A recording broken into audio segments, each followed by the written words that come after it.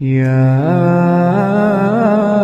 أيها الذين آمنوا اركعوا واسجدوا واعبدوا ربكم. While rummaging through this old pile of newspapers, I come across a worm-eaten book, reddish in color. I pick it up, full of mildew. When I pick it up, I start to sneeze. Start to sneeze because of the mildew, worm-eaten. And on the cover was written, izharul Haqq, spelled out in English, Latin script. I-Z-H-A-R-U-L-H-A-K, izharul Haqq. Sounds like Muslim. Izharul Haqq, I say, sounds like Muslim. But what is izharul Haqq? I don't know. At the bottom in brackets in smaller types is written, the truth revealed.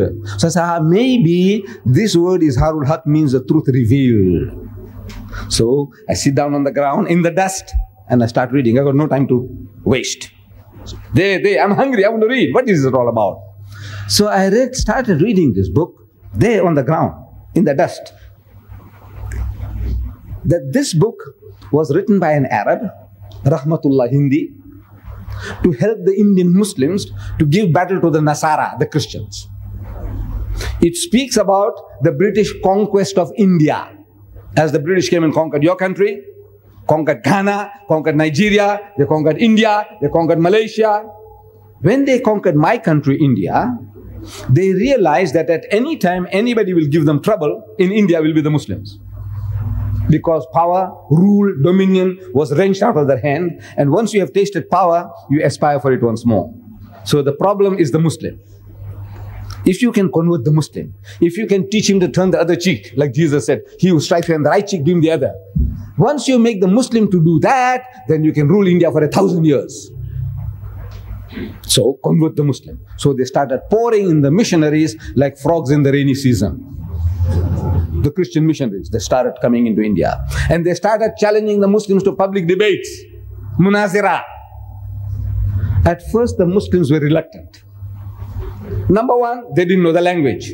The British are speaking English, want to talk to you and debate with you in English. He said, I don't know English. Our alims didn't know English. Number two, they had just conquered us.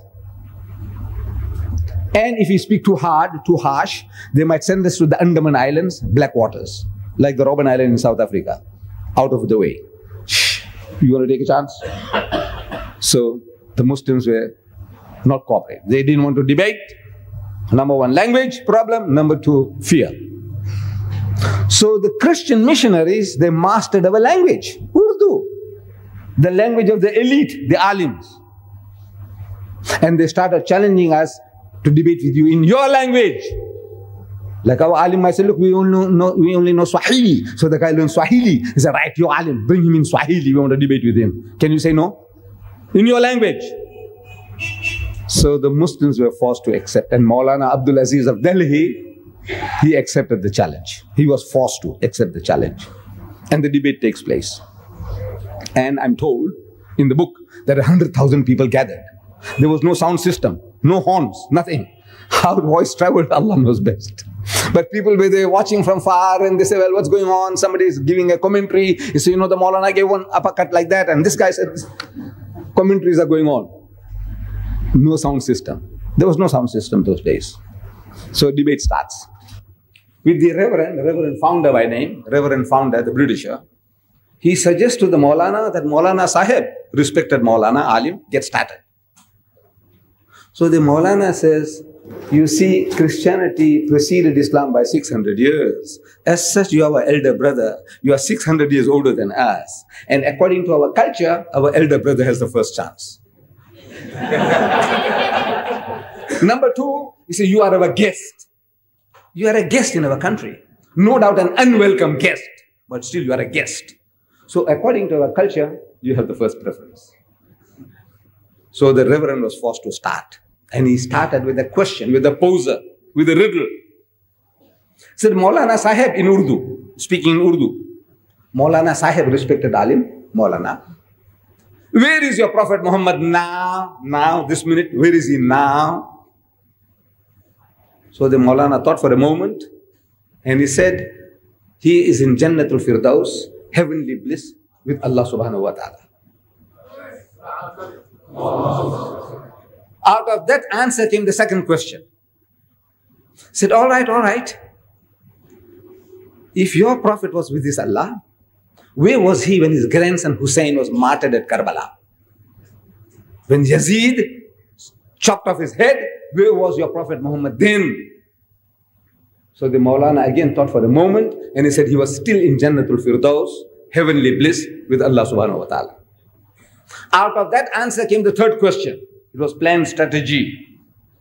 Said, all right. If your Muhammad was with his Allah when his grandson Hussein was martyred, killed, slaughtered at Karbala, did he not ask his Allah for help? Say, Ya Bari Ta'ala, oh my Lord, look what they're doing to my grandson. Please help him out of his difficulty. Didn't he ask his Allah for help?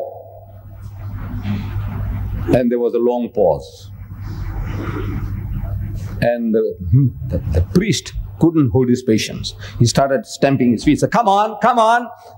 Did he not ask his Allah for help? It's natural.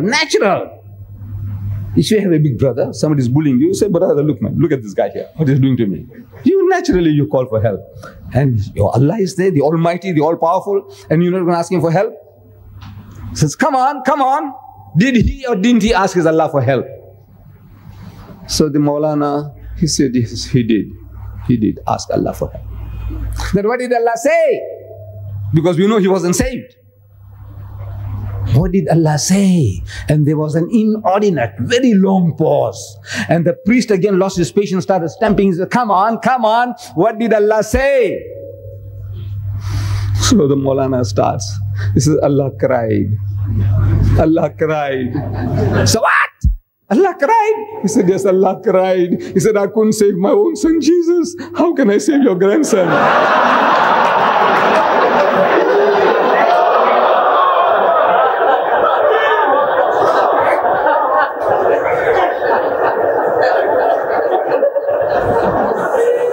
اعبدوا ربكم وافعلوا الخير لعلكم تفلحون.